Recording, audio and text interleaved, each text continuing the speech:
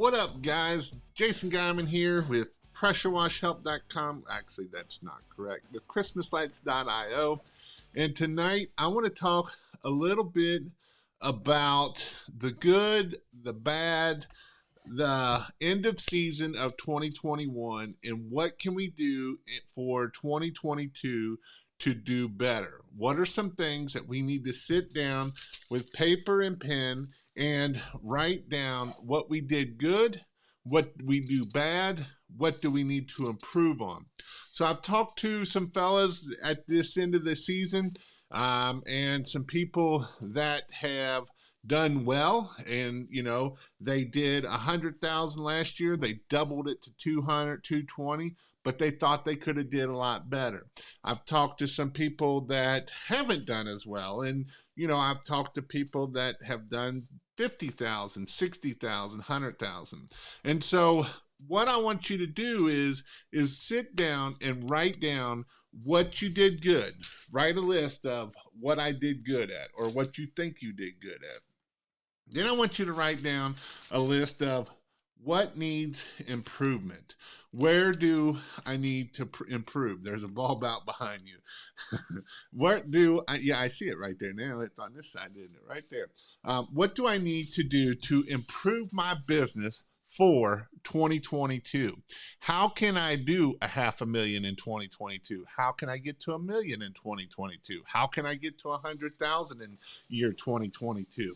And so the reason why I'm hitting on this is because I've tried to teach people, and a lot of times I don't go in depth in our in-person training a lot of times. And actually we are going to have an advanced Christmas light class. And what it all boils down to is having the right systems in your business. For instance, one person I was talking with was saying that he was having issues with his sales guy. The sales process was broken. And so when the sales process is broken, that breaks all the other things that go down the system. And so, and when I'm talking about what worked good, what worked bad, did you get all your quotes sent out? Did you send out all your quotes? Did you reply to all your quotes? Did you follow up with all your quotes? Did you make sure that they got the quote? Who's getting quotes? How are you opting out those people that were too high for you in the first place? And so if we don't set up these systems, it can be an issue. Another issue that I've seen is people didn't hire before the Christmas light season. They waited right before the Christmas light season, and then they tried to hire some people. And then they hired 20, 30 people trying to find one or two good people. So that's a system that is broken down that caused them $200,000, maybe $300,000.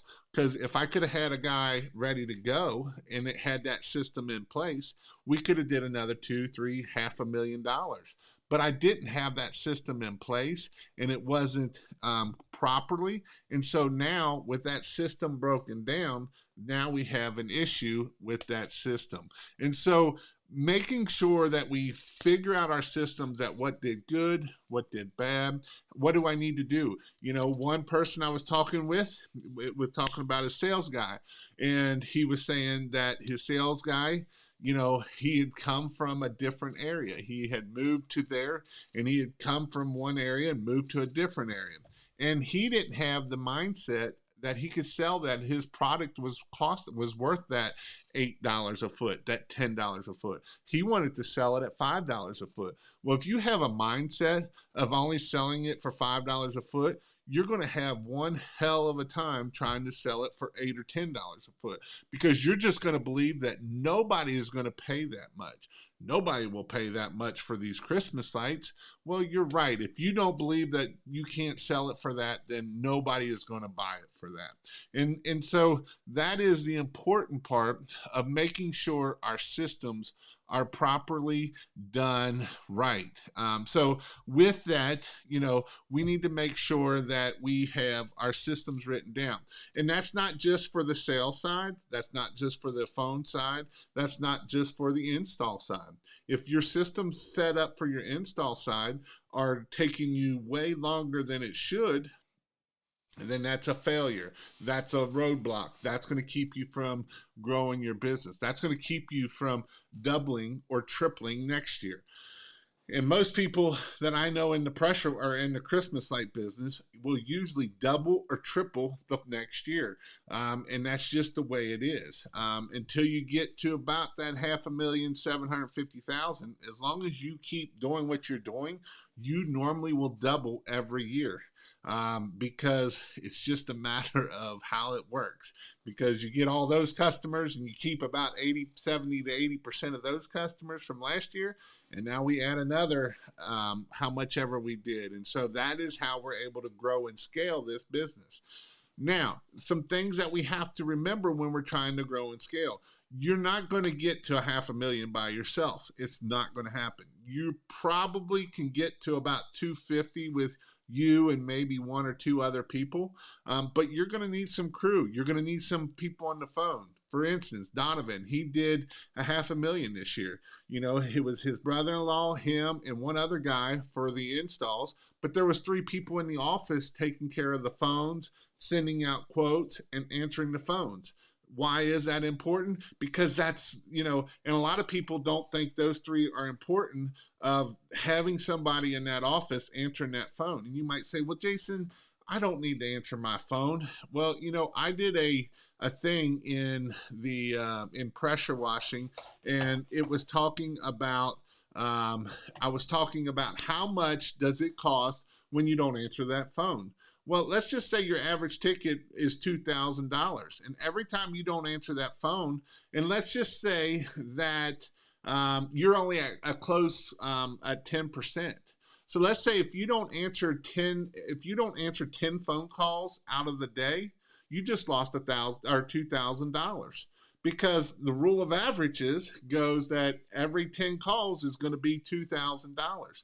So if you don't answer every phone call, if you don't think about it this way, every phone call is worth $200. Every time we answer the phone, it's worth $200. And so when we don't answer that phone, we just lost $200. We just lost another $200, lost another $200.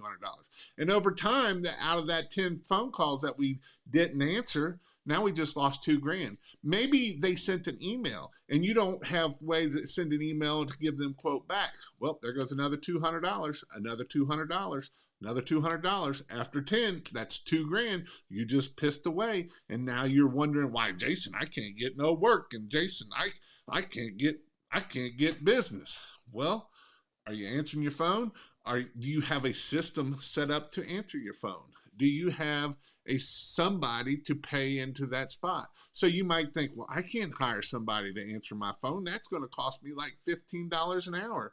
Well, is $15 an hour worth $2,000 that you lost in that 10 that you missed, or that you missed 10 phone calls? Is that worth $2,000 to you? Let's see.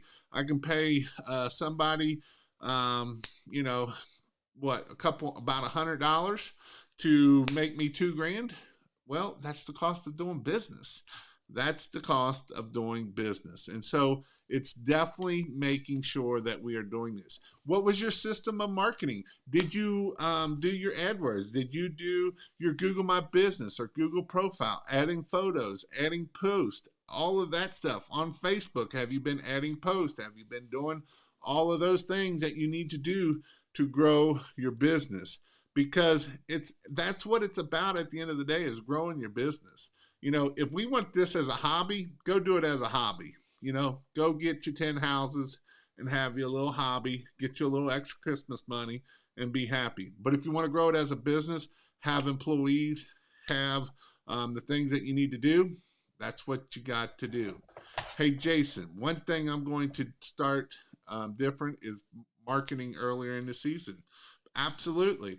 A lot of your HOAs and stuff like that are looking for this stuff in early summer.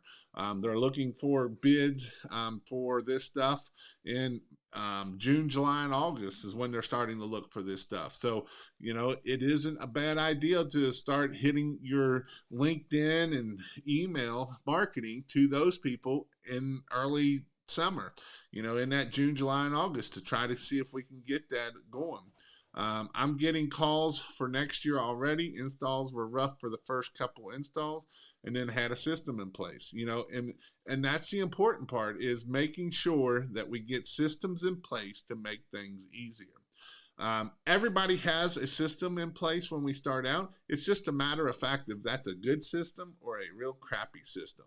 A lot of times we have a lot of crappy systems in our business, and that can be an issue. And so with that said, this is the importance of why we want to grow our business, so that we can be successful and we can do the things we want to do.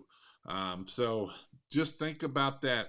Get your pen and paper again, write down all the good things you did, and then write down all the things that you need to work on. And because here's the thing, if we start thinking about ways we can work on them now, and the reason why I'm telling you to do it now versus wait till in the spring, you're going to forget about it. So write down the systems that you could maybe think, and pick 2 or 3 that I'm going to try to fix for next year. If your sales side sucks, then let's work on the sales side of things. If your install side of things sucks, then let's start figuring out how we can install better. How can we install faster? What are some things that we can do? Do we need to pre-bulb and pre-clip? Do we need to make sure we got stuff ordered in time so we're not waiting on ordering and stuff along those lines? Are we going to wait? Because if we wait till next year, we're going to forget what we learned this year and what we need to do better next year. So if you take, maybe take a day and sit down and just think about some things. How can I make this better? Okay, I need to make my sales process better. Maybe I need to go take a class on how to do sales. Maybe I need to go take a class. Maybe I need to go to Grant Cardone and learn how to do sales, and take some classes on sales.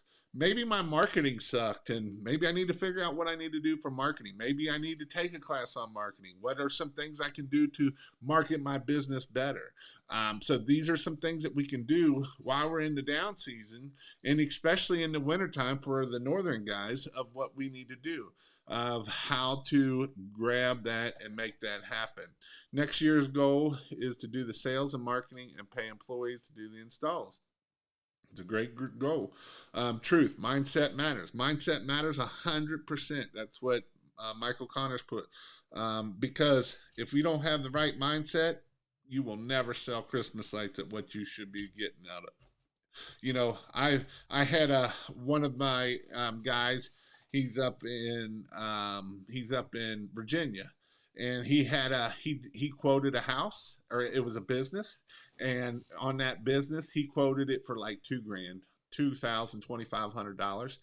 He knew the person very well that was doing it, and he had somebody come in and do it for $600. They used store-bought lights, and it looked like totally like crap.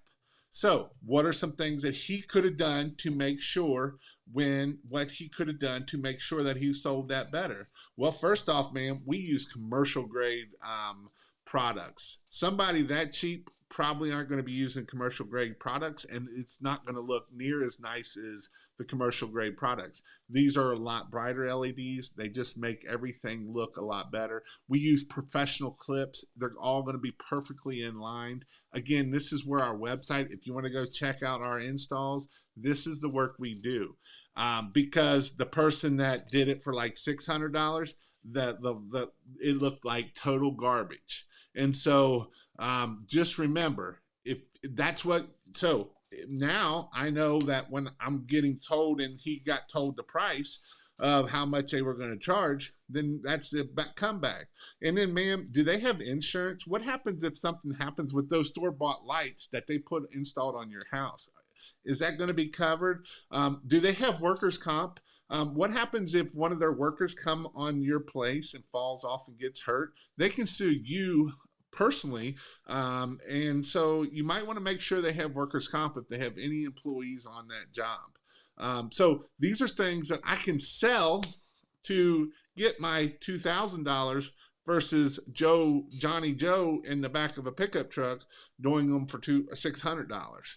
And so those are some things that I can set myself apart that he can't set himself apart because he's only got so much um, at the end of the day. So definitely think about that. When are you coming back to North Carolina? I will be in North Carolina on March, I believe it's the 5th and 6th weekend. That weekend will be landscape lighting and a advanced Christmas light class. Advanced landscape lighting will be Friday, Saturday, and then the advanced Christmas lights will be Saturday, Sunday. Those two will be kind of tied in together. The marketing side will be tied in on the Saturday. And then on March, the next weekend, I believe it's the 10th, the 10th and 11th, 12th, something like that, will be the pressure washing class will be Friday, Saturday, and then Christmas lights will be Sunday, Saturday, Sunday. So that's how, when I will be back in North Carolina in March. Donovan and I both will be doing those classes together at Donovan's shop. And so that's where we will be doing those classes and hosting those. So if you want to go check those out, how many installs do you do a year? My last year went right before when I sold my business. We had did 200 and it was right at 200. It was a little over 200. It was like 290 some installs. And then we had just hit $500,000 in Christmas lights in 2018. I'm sure they're at probably over $1 million at the Christmas Light Cincinnati right now at the business that I sold. I haven't talked to them recently, or I've only got one guy on the inside there that I can kind of get that. Sweet. I'm only about 30 minutes from Donovan. So, but yes, so we're going to be putting on a advanced Christmas light class to help you get your systems in place. And that's what it's going to be a lot about. How to install faster, how to get the lights up faster. What's your sales process? What's your, basically it's going over the customer journey and giving you a way to make that happen and keep it streamlined, how to get more leads, how to do those things to grow your business. So, with that said, I just wanted to jump on. I know I've only been on about 15 minutes, but I hope you all have safe installs of taking them all back down. That's always the fun part at this point. Getting them stored, making sure that you are getting them stored properly so they're good next year. And them are always the fun times. Marking your lights so that it helps them go back up next year. Some ways that you can do that obviously is take a picture of the house. You can do that. A lot of times I try to start on the right side of every house, take down to the left side, and then that way when you go back, you can put them back up. How has Responsive Bid helped with lights? As long as it's set up right, it can definitely help with lights because you can do the packages and you can make sure that the emails are going out and the texts are going out and the follow-up system. So that is definitely something that is good. We had trouble this year keeping wreaths on windows. We used some suction cups that had reoccurring issues. That's why I never did wreaths on windows because that is a problem. If you're up in the cold, it just sucks to try to keep them up there. I always tried to do this right here, the 60 inches, and that's where I was at. That's what I like to do. We also drill them into the house, similar to the pic you have. Yep, and that way you just leave the nail in the hole or the tap con up there, and then just pull them down. Are you going to any events in Connecticut, New York, or next year? I may have one in Virginia. I may have one in Connecticut. I don't know yet. That's kind of up in the air. One reason why I do them down at Donovan's shop in Raleigh for the Christmas lights is because Donovan has built out basically a whole house that's all chest level, so nobody's got to get up on a ladder, nobody's got to do any of that kind of stuff. I may have one up in Virginia again. I know somebody was willing to do a roof prop for me up there, so then that way I can have a roof prop, and I can teach people how to stand on roofs and use the pitch hopper and the goat and all that, and not worry about falling off and being under 6 feet, so nobody's got to be actually tied off. So that's one reason why I do the class in Donovan, because of that. And I did have an opportunity to do one in Jersey. If I have that opportunity, I may do it next year. I just didn't have time to do it this year. What labeling? Oh, that don't work that way. What labeling system works best for your during takedowns? They have some little tags that you can write on, and some, you can do that. Another thing that I did one year is take the little multicolored zip ties, and then you just zip tie the ones together that are the same color, and then that way you can say, all right, orange go there. And usually you don't have too many different ones, but that's one way. Just some things to think about. We always drill with TapCons. Jason trained and taught me that. All of your reefs are up and staying strong. Yes, and that's who I was talking about, was Jamie Schmidt. And I just didn't have time to get up there. When he asked me, I didn't know if we'd have time to get it done, and so that's why I didn't get up there. And I already had 2 classes done. Just joined in. Well, you're late to the party, Connor. I'm about to jump off here. But yeah, so just some things to think about.